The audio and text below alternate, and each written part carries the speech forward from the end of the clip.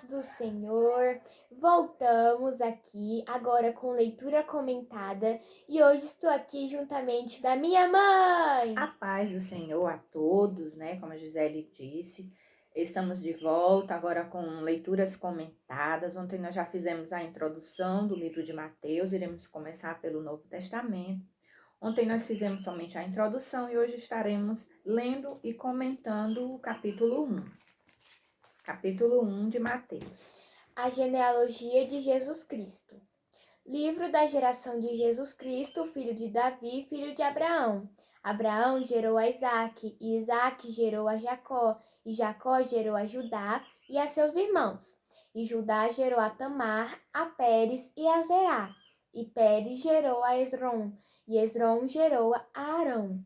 Arão gerou a Aminadab, e Aminadab gerou a Naasson, e Naasson gerou a Salmão, e Salmão gerou de Raabe a Boaz. E Boaz gerou de Rute a Obed, e Obed gerou a Jessé. Jessé gerou ao rei Davi, e o rei Davi gerou a Salomão, da que foi mulher de Urias. Salomão gerou a Roboão, e Roboão gerou a Abias, e Abias gerou a Asa, e Asa gerou a Josafá. Asaf. Aí tá Asa, é? É, Aqui na minha tradução tá Asaf. não, aqui tá Asa. Tá, então E Asa gerou a Josafá, e Josafá gerou a Jorão, e Jorão gerou a Uzias, e Uzias gerou a Jotão, e Jotão gerou a Acás, e Acás gerou a Ezequias. Ezequias gerou a Manassés, e Manassés gerou a Amon, e Amon gerou a Josias, e Josias gerou a Jeconias, e a seus irmãos na deportação para a Babilônia. E depois da deportação para a Babilônia, Jeconias gerou a Salatiel, e Salatiel gerou a Zorobabel.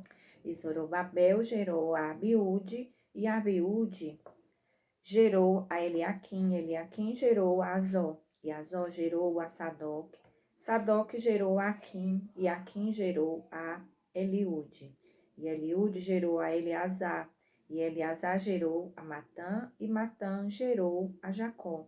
Jacó gerou a José, marido de Maria, da qual nasceu Jesus, que se chama o Cristo. De sorte que todas as gerações, desde Abraão até Davi, são 14 gerações, e desde Davi até a deportação para a Babilônia, 14 gerações, e desde a deportação para a Babilônia até Cristo, 14 gerações. O nascimento de Jesus Cristo. Ora, o nascimento de Jesus Cristo foi assim: estando Maria, sua mãe, desposada com José, antes de seu ajuntamento, achou-se ter concebido do Espírito Santo. Então José, seu marido, como era justo e a não queria infamar, intentou deixá-la secretamente. E projetando ele isto, eis que em sonho lhe apareceu um anjo do Senhor, dizendo: José, filho de Davi, não temas receber a Maria tua mulher, porque o que nela está gerado é do Espírito Santo.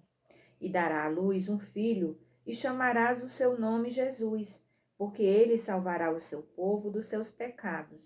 Tudo isto aconteceu para que se cumprisse o que foi dito da parte do Senhor pelo profeta, que diz: Eis que a virgem conceberá e dará à luz um filho, e chamá-lo-ão pelo nome de Emanuel, que traduzido é Deus conosco.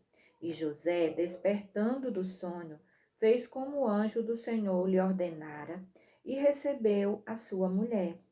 E não a conheceu, até que deu à luz a seu filho primogênito, e pôs-lhe por nome Jesus.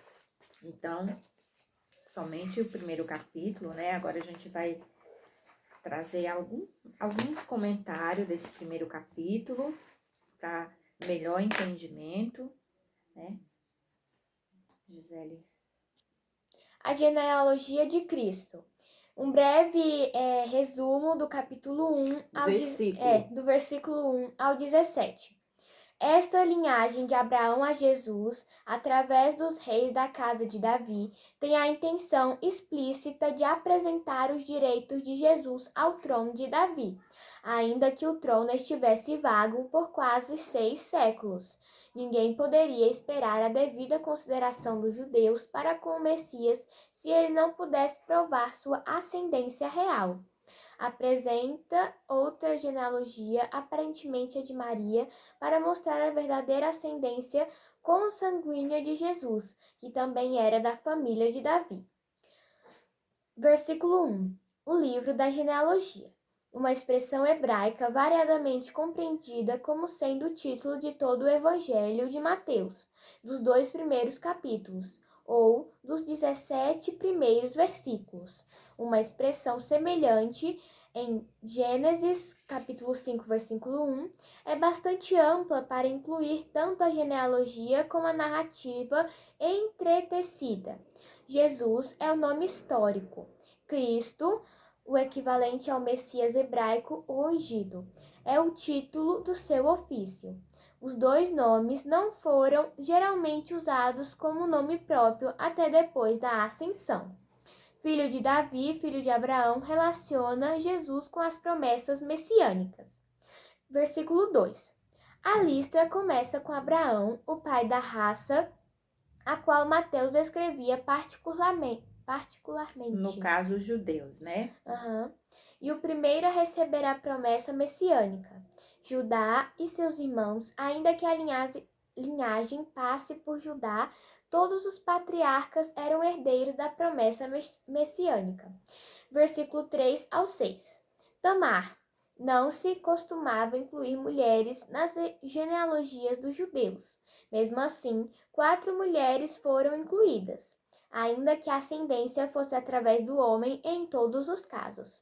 2 foram gentias, Raabe e Rute. 3 tinham nódoas morais, Tamar, Raabe e Batseba. No caso aqui tá 4, mas na realidade são 5, né? Que 2 são gentias, no caso Raabe e Rute, e as 3 que tinham as nódoas, Tamar, Raabe e Batseba. Porque Tamar teve filhos com seu sogro, Raabe foi a prostituta que se converteu e a Batseba foi a que pecou com o rei Davi.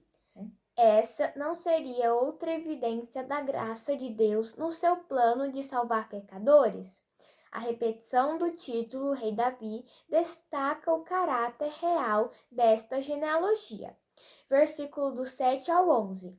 Estes versículos mencionam reis, os quais todos foram selecionados em 1 Crônicas, capítulo 3, versículo do 10 ao 16. Depois de Jorão, Mateus omite os nomes de Acasias, Joás e Amazias. E depois de Josias, ele omite Joaquim. As omissões, sem dúvida, são devidas à sua intenção arbitrária de encurtar a lista para dar 3 grupos de 14, talvez para facilitar a memorização. Gerou indica descendência direta, mas não necessariamente uma descendência imediata. Jeconias, filho de Joaquim e neto de Josias, era considerado pelos judeus no exílio como seu último rei legítimo, e as profecias de Ezequiel são datadas com o nome dele, ainda que Zedequias, seu tio, fosse o seu sucessor. Pronto. Agora vamos ver a explicação do versículo 12 ao versículo 16. Salatiel ou Sealtiel. Algumas traduções podem trazer diferente, né, esse nome. Foi chamado de filho de Jeconias. Isso não contradiz.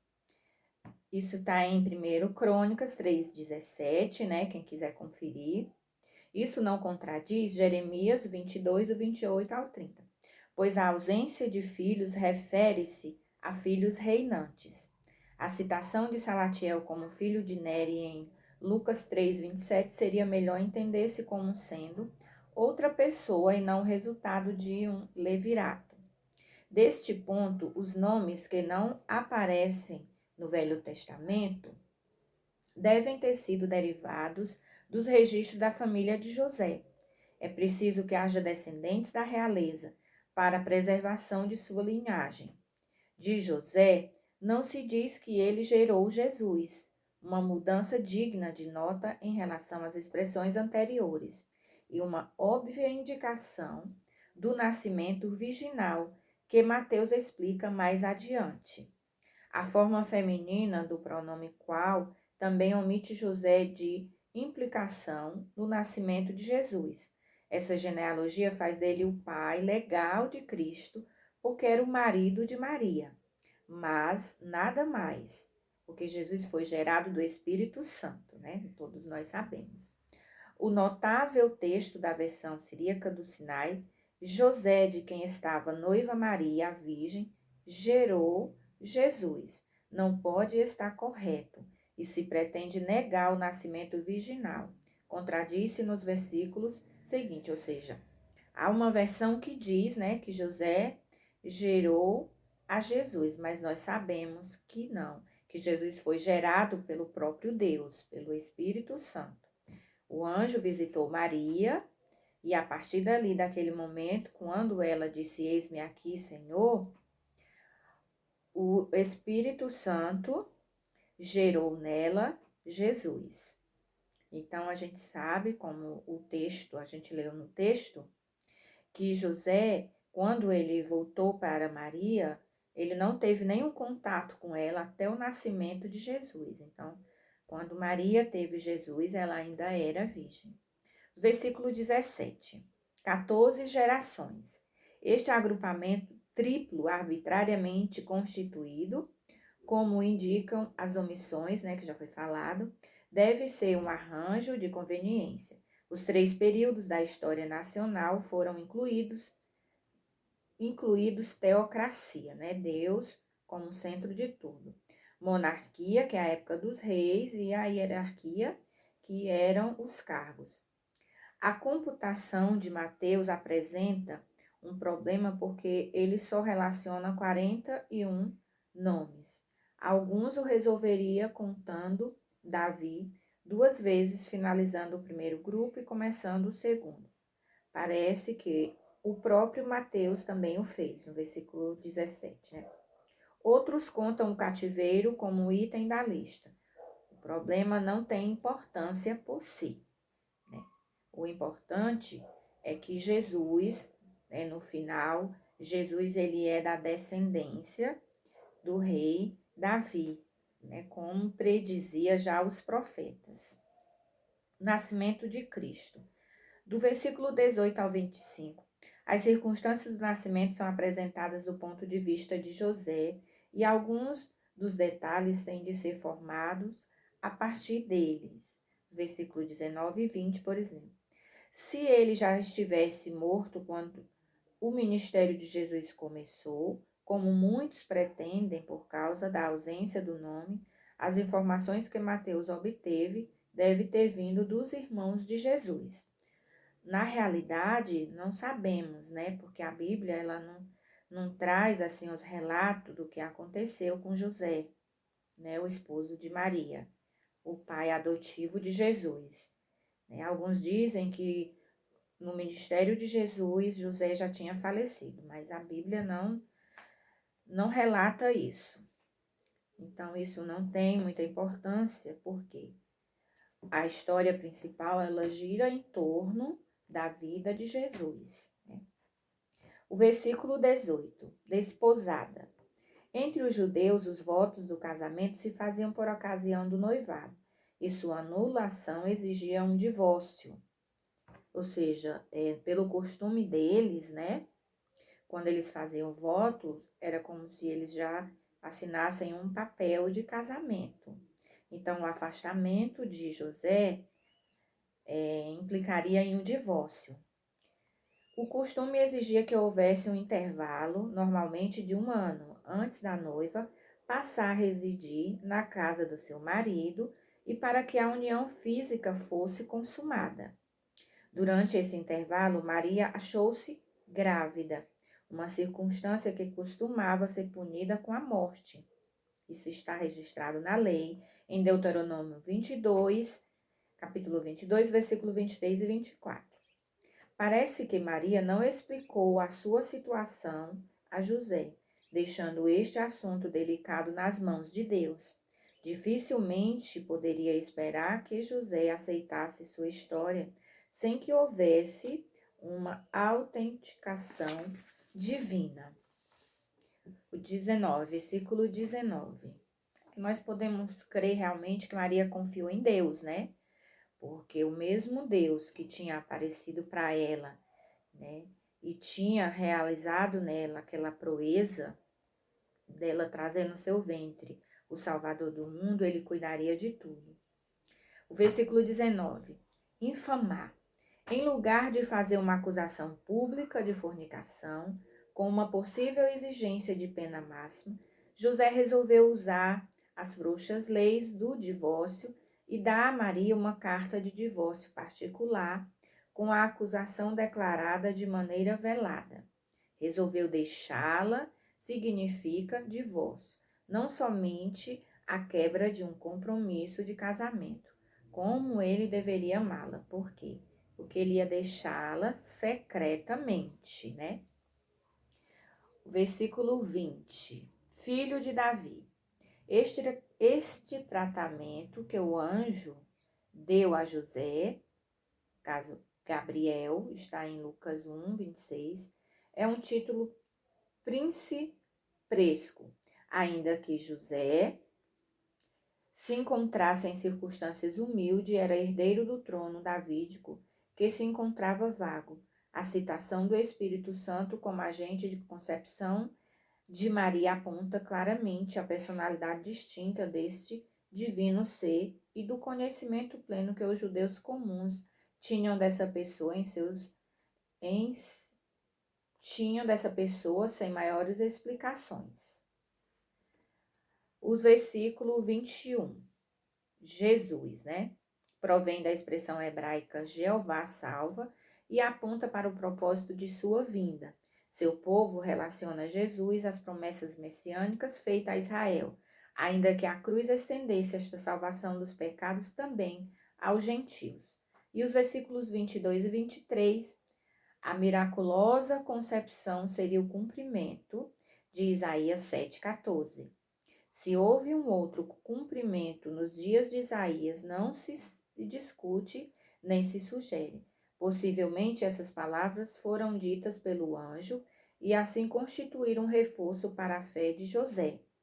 Emanuel não foi usado como nome próprio de Jesus, mas descreve sua pessoa como filho de Deus.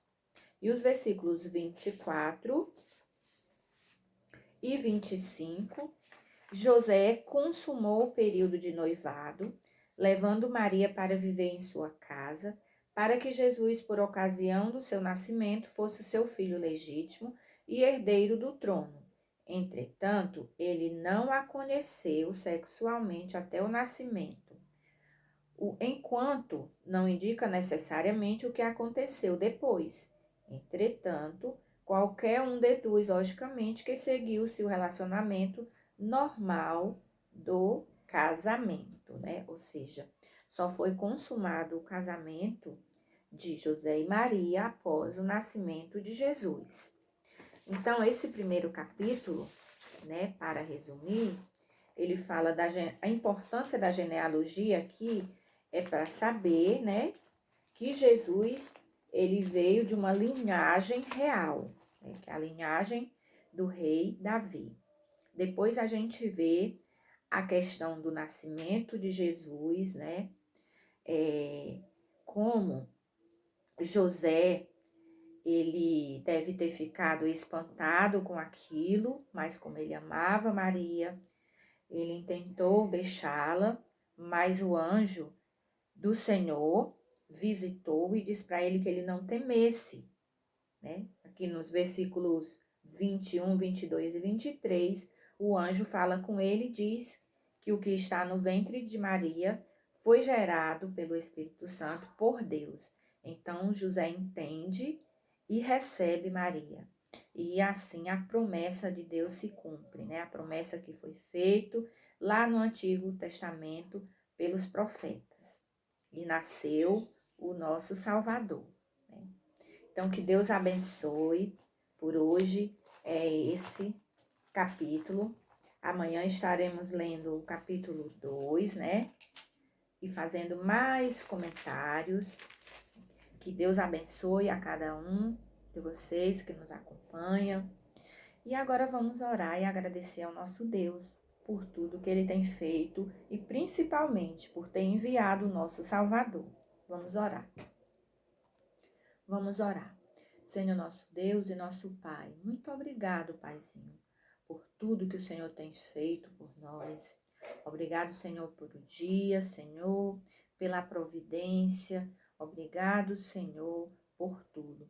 Em especial, Senhor, nós queremos te agradecer por ter enviado o teu filho, Senhor, o teu único filho, para nos salvar. Porque o que seríamos de nós sem o Senhor? Deus bendito e amado, obrigado por ter nos encontrado, meu Pai, pela tão linda salvação que alcançou a nossa vida. Meu Senhor, agora eu te apresento cada um, meu Deus, que está nos ouvindo, nos acompanhando.